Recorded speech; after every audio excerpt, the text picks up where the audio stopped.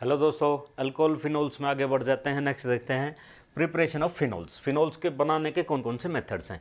पहला from benzene sulphonic acid. तो ये बेंजीन है, सल्फोनिक एसिड क्या है, SO3H। इसके साथ आप NaOH की रिएक्शन करवाओ तो हमेशा आपको याद रखना है ऐसी रिएक्शंस में जो जैसा जाता है वैसा ही आता है।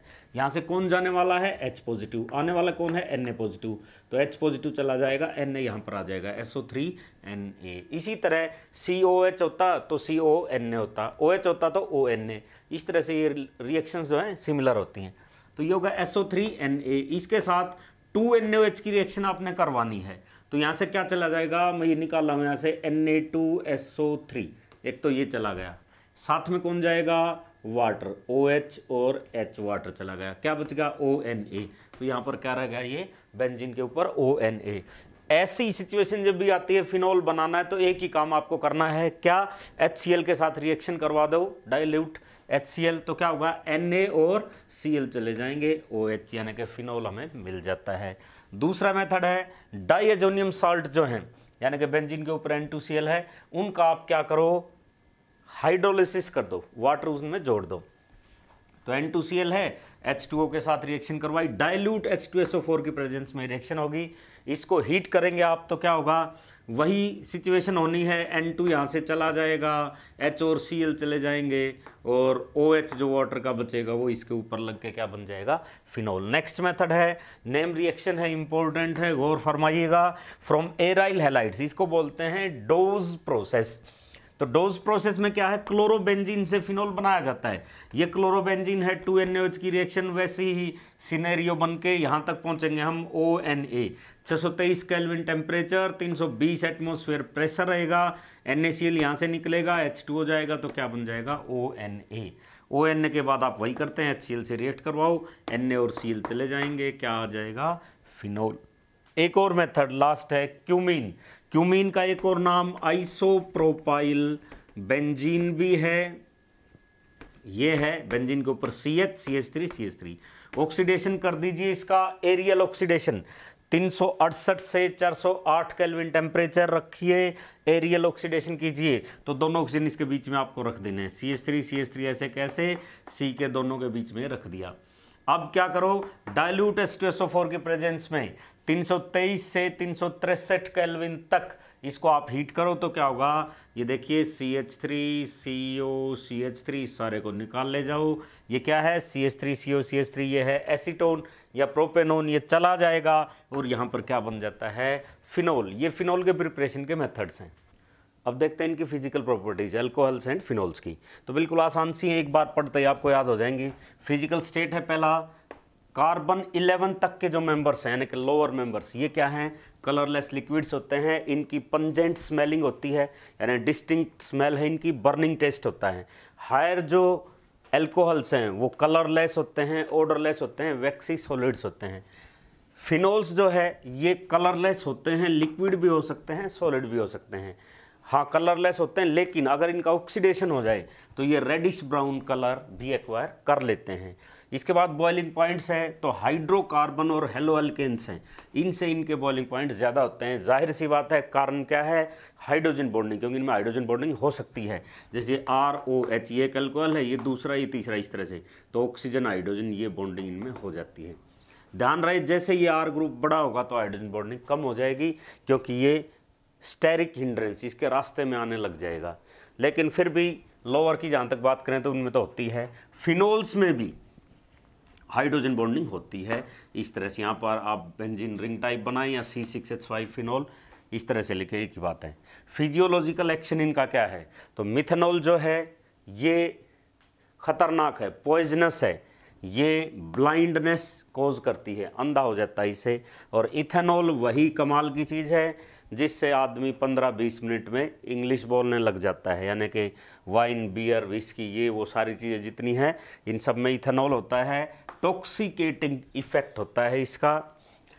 नेक्स्ट है एल्कोहोलेट्स यानी कि सॉलिड डेरिवेटिव्स की फॉर्मेशन इनसे हो सकती है। जैसे CaCl2 है, इसके साथ CH3OH मिलाएं आप, या C2H5OH MgCl2 के साथ मिला सकते हैं तो ये बनेगा जैसे CaCl2 4CH3OH। इनको एल्कोहोलेट्स बोलते हैं, ये सॉलिड डेरिवेटिव्स हैं। इसलिए 1 मार्क्स से क्वेश्चन में कई बार पूछ लेते हैं कि CaCl2 और MgCl2 पर इनको ड्राई क्यों नहीं कर सकते, इनको रखते क्यों नहीं, हम क्यों नहीं रखते, क्योंकि इनसे क्या होगा, सॉलिड डेरिवेटिव्स की फॉर्मेशन हो जाती है। So alcohols cannot be dried over CaCl2 and MgCl2। अब आ जाते हैं इनकी केमिकल प्रॉपर्टीज़ पर। अभी इसे एक चार्ट में हमने सारी रिएक्शंस इस चैप्टर की समेट दी है। अब पहले इनके नाम आपको मैं बता देता हूँ, इसके बाद एक एक हम डिस्कस करेंगे। यही रिएक्शंस इस चैप्टर में हैं। तो केमिकल रिएक्शंस हैं ये। सबसे पहले कौन सी है, reactions involving cleavage of oxygen hydrogen bond. Alcohol में क्या है, या फिनोल में भी, जो O और H बॉन्ड है, जब ये यहाँ से टूटता है, H पॉजिटिव रिलीज होता है, तब कौन कौन सी रिएक्शंस होती हैं, वो है ये। सबसे पहली है विद एक्टिव मेटल्स के साथ रिएक्शन, और इसके बेस पर हम इनकी एसिडिक नेचर एक्सप्लेन करेंगे कि अल्कोहल एसिडिक कैसे हैं, किससे कम है, किससे ज़्यादा है, इन बातों का जिक्र करेंगे। दूसरा है एस्ट्रिफिकेशन, मीन्स जब एस्टर्स की फॉर्मेशन होती है, जो 9th-10th क्लास से आप पढ़ते आए हैं कि अल्कोहल जब कार्बोक्सिलिक एसिड्स के साथ मिलते हैं तो उससे एस्टर्स की फॉर्मेशन होती है, जिसको फिशर एस्ट्रिफिकेशन भी नाम दिया गया है, या सिंपली एस्ट्रिफिकेशन। नेक्स्ट है एसिड क्लोराइड और एसिड एनहाइड्राइड के साथ रिएक्शन, यानी कि एसाइलेशन, बेंजोइलेशन, ये पढ़ेंगे, जिनमें एक नेम रिएक्शन भी आएगी, स्कोटन-बोमेन रिएक्शन। इसके बाद ग्रिग्नार्ड रिएजेंट के साथ इनकी रिएक्शन पढ़ेंगे, यानी कि RMgX के साथ। इसके बाद विलियमसन सिंथेसिस पहले भी आई है हेलो अल्केन्स में, जब अल्काइल हैलाइड्स किसके साथ, एल्कोक्साइड के साथ, सोडियम या पोटाशियम के, इनके साथ मिलते हैं तो ईथर फॉर्मेशन होती है। ये विलियमसन सिंथेसिस है, इंपॉर्टेंट नेम रिएक्शन है, ये हम पढ़ेंगे इसमें। दूसरा, जब कार्बन और ये जो OH ऑक्सीजन, यहाँ से कार्बन ऑक्सीजन का बॉन्ड टूटेगा, तब कौन कौन सी रिएक्शंस होती हैं, वो कौन सी हैं, ये लगभग सारी आई हुई हैं। पहली है हेलोजन एसिड्स के साथ रिएक्शन, जैसे HCl, HBr इनके साथ। दूसरा फास्फोरस हैलाइड्स के साथ, कहाँ पढ़ी थी, हेलो अल्केन्स की प्रिपरेशन में हमने पढ़ी हुई है, जैसे PCl5 के साथ, PCl3 के साथ। नेक्स्ट अमोनिया के साथ रिएक्शन। इसके बाद है अमोनिया के साथ भी वही होना है, एक H यहाँ से जाएगा, NH2 को आना है, आगे हम देखेंगे अभी। जिंक डस्ट के साथ रिएक्शन। तीसरे टाइप की रिएक्शंस हैं जिनमें पूरा अल्कोहल मॉलिक्यूल इन्वॉल्व होता है, reactions involving alcohol molecule as a whole, और ये हैं, सबसे पहले है डिहाइड्रेशन, मींस वाटर रिमूव हो जाता है। H2SO4, गौर फरमाइएगा, आगे भी पढ़ेंगे वैसे तो H2SO4, लेकिन एक चार्ट है, यहाँ से आप देख लेंगे तो ईजी हो जाएगा कि बस इतनी ही है, आप में और कॉन्फिडेंस आएगा, इसलिए ये बनाया है। H2SO4 110 डिग्री सेल्सियस पर अगर रिएक्ट करेगा तो इंटरमोलिकुलर, मींस दो मॉलिक्यूल है, उनके दोनों के बीच से H2O निकलेगा, जिससे ईथर की फॉर्मेशन होती है। और अगर यही H2SO4 170 डिग्री सेल्सियस पर होगा तो ये इंट्रामोलिकुलर, मींस उस एक मॉलिक्यूल के अंदर से ही, दूसरे की जरूरत नहीं है, इंट्रा मींस होता है अंदर, उसके एक के अंदर से H2O को निकाल देगा, जिससे बनेगा एल्कीन फॉर्मेशन। तो यहाँ पर ईथर बनता है, इंट्रा के कारण क्या बनता है, एल्कीन बनता है। दूसरी रिएक्शन इनकी है विद हीटेड एल्यूमिना, एल्यूमिना के साथ रिएक्शन। अगर 513 से 523 केल्विन टेम्परेचर आप रखोगे तो इंटरमोलिकुलर होगा, डिहाइड्रेशन, इंटर से क्या बनता है, ईथर। और अगर 623 केल्विन आप रखोगे तो इंट्रा होगा, यानी कि एल्कीन की फॉर्मेशन होगी। नेक्स्ट रिएक्शन हम इनकी पढ़ेंगे, ऑक्सीडेशन, अल्कोहल के ऑक्सीडेशन से आपको पता है एल्डिहाइड कीटोन, और आगे एसिड्स, और कार्बोक्सिलिक एसिड से आगे CO2, इस तरह से ऑक्सीडेशन की चेन चलती है। हीटेड कॉपर के साथ इसकी रिएक्शन है, तो प्राइमरी अल्कोहल अगर है तो उससे एल्डिहाइड्स बनते हैं, सेकेंडरी अल्कोहल है तो उससे कीटोन बनते हैं, टर्सरी अल्कोहल है तो उससे अल्कीन्स बनते हैं।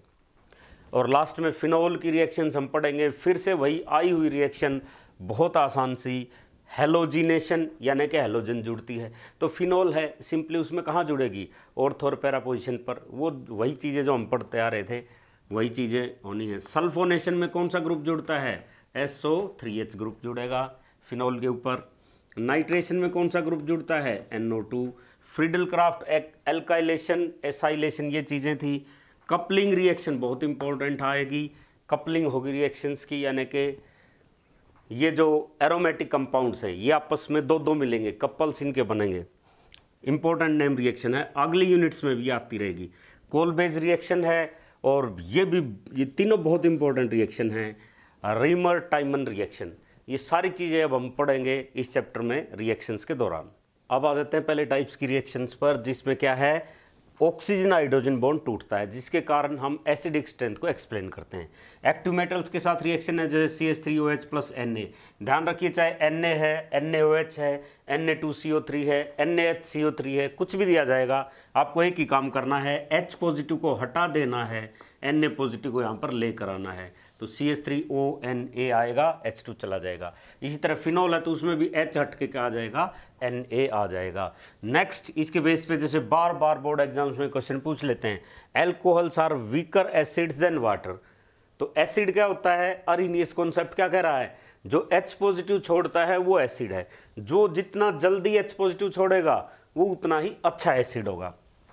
यहाँ पर देखो, ये एल्कोहल है, ये वाटर है, तो R ग्रुप एल्काइल ग्रुप का इफेक्ट कैसा है, plus I effect, plus inductive effect, means ये इलेक्ट्रॉन छोड़ते हैं, तो क्या करेंगे, ये इसके ऊपर इलेक्ट्रॉन छोड़ेंगे, तो यहाँ पर इलेक्ट्रॉन डेंसिटी बढ़ गई तो ये H पॉजिटिव के यहाँ से जल्दी नहीं जाने देगा, तो ये वीक है। जबकि हाइड्रोजन का तो स्लाइट माइनस I इफेक्ट है, तो क्या होगा, इस पर ये थोड़ा सा इलेक्ट्रॉन ही तो खींचेगा इसकी बजाय, तो H पॉजिटिव जल्दी जाएगा, तो वाटर से ये कम एसिडिक हैं। फिर पूछते हैं, फिनोल स्ट्रोंगर एसिड्स हैं एल्कोहल से, ऐसा क्यों? तो फिनोल स्ट्रोंगर एसिड हैं, इसका कारण है रेजोनेंस। रेजोनेंस के कारण क्या होगा, ये कॉमन सी बात है, आप जानते होंगे, पहले पढ़ रखा कई बार। जैसे ये है OH, यहाँ पर लोन पेयर है तो डबल से नेक्स्ट लोन पेयर है तो रेजोनेंस होगी। रेजोनेंस में यहाँ नीचे उतर के आएगा, ये आगे जाएगा, जिसकी वजह से यहाँ पर क्या आएगा, पार्शियल पॉजिटिव चार्ज। तो आप लिखेंगे कि रेजोनेंस के कारण फिनोल पर जो ऑक्सीजन है वहाँ पर क्या आया, पार्शियल पॉजिटिव चार्ज। तो H पॉजिटिव पर इसकी पकड़ कमज़ोर हो गई है, यानी कि H पॉजिटिव यहाँ से जल्दी रिलीज होगा, तो ये अच्छा एसिड है फिनोल बजाय कि एल्कोहल। एल्कोहल में तो क्या है, इसमें तो डोनेटिंग इफेक्ट है, तो ये कम है, फिनोल्स अच्छे एसिड्स होते हैं। फिर यहाँ पर आपसे पूछते हैं, इलेक्ट्रॉन विड्राइंग ग्रुप का क्या इफेक्ट आएगा, डोनेटिंग का क्या आएगा। जैसे कि ये है, एक सिंपल फिनोल है और एक ये है, तो NO2 क्या है, इसका इलेक्ट्रॉन विड्राइंग इफेक्ट है ज़बरदस्त, तो ये क्या करेगा, इलेक्ट्रॉन को खींचेगा तो क्या होगा, ऑक्सीजन के इलेक्ट्रॉन अंदर की तरफ खींच रहे हैं, इट मीन्स H पॉजिटिव पर इसकी जो पकड़ है वो कमज़ोर हो गई है, तो यहाँ से ये जल्दी H पॉजिटिव छोड़ा जाएगा, तो ये ज़्यादा अच्छा एसिड होगा, स्ट्रॉन्ग एसिड होगा। अब ये तो है पैरा नाइट्रोफिनोल, ये क्या है, ऑर्थो वाला इससे कमज़ोर होता है। इसका कारण क्या है, क्योंकि ऑर्थो पोजीशन नज़दीक है इसके, तो क्या होगा, ये ऑक्सीजन NO2 वाला और ये हाइड्रोजन, इसके कारण क्या होता है, ये थोड़ी सी यहाँ पर हाइड्रोजन बॉन्डिंग हो जाती है, जिसकी वजह से ये कमज़ोर पड़ता है। कॉमन सी बात है, अब आप किसी का भी पूछ ले तो बता सकते हैं, इलेक्ट्रॉन विड्राइंग ग्रुप जितने ज़्यादा होंगे तो वो इलेक्ट्रॉन को खींच लेंगे तो H पॉजिटिव जल्दी जाएगा, मीन्स एसिडिक स्ट्रेंथ बढ़ती जाएगी। इसका उल्टा, अगर इलेक्ट्रॉन डोनेटिंग ग्रुप डाल रखे हैं तो क्या करेंगे, डोनेट करेंगे तो क्या होगा, ऑक्सीजन के ऊपर चार्ज बढ़ता जाएगा, माइनस बढ़ेगा तो H पॉजिटिव को नहीं जाने देगा, मीन्स एसिडिक स्ट्रेंथ कमज़ोर हो जाएगी। नेक्स्ट रिएक्शन है एस्ट्रिफिकेशन, इसको फिशर स्पीयर एस्ट्रिफिकेशन भी बोलते हैं।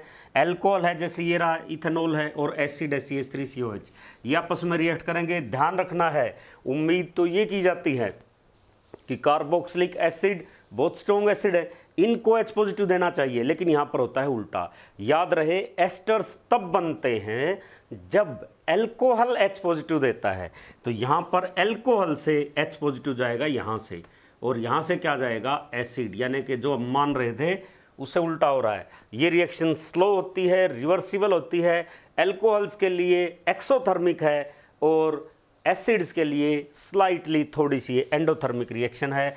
एस्टर की फॉर्मेशन हुई, H इसका ले जाओ एल्कोहल का, OH इसका, तो CH3C ये जो है COO, ये कौन सा ग्रुप है, एस्टर, ये अब जैसे इथाइल इथेनोएट यहाँ पर बन गया है। याद रहे, जो ऑक्सीजन के साथ आएगा वो एल्काइल ग्रुप के रूप में इसमें लेना है आपने, ये तो नेमिंग में खैर आपने पढ़ा होगा। आगे चलते हैं, नेक्स्ट रिएक्शन है acid chloride and acid anhydrides.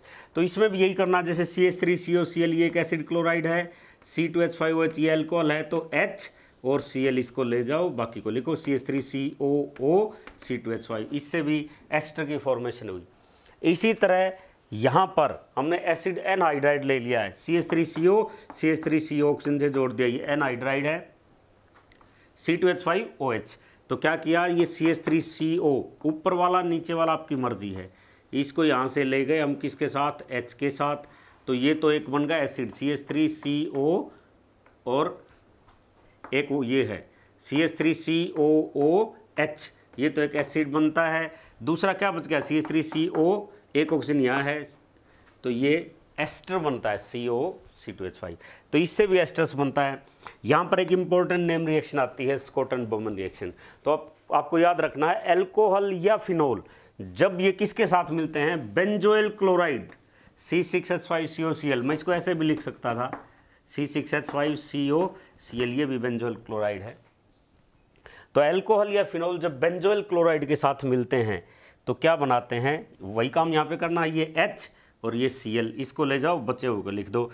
तो ये फिनोल है, यहाँ से H चला गया तो यह O, फिर OC6H5, ये लिखा OOC6, फिनाइल बेंजोइट की फॉर्मेशन होती है। ये जो रिएक्शन है एक्वस NaOH की प्रेजेंस में होती है। तो इसमें आप लिखेंगे एल्कोहल और फिनोल्स जब बेंजोइल क्लोराइड के साथ रिएक्ट करते हैं एक्वस NaOH की प्रेजेंस में, तो वो रिएक्शन कौन सी होती है, स्कॉटन बोमन रिएक्शन होती है। अब वीडियो ज़्यादा लेंथ का ना बने, इसलिए इस वीडियो को यहीं रोकते हैं। अगले वीडियो में बची हुई रिएक्शंस हम डिस्कस करेंगे।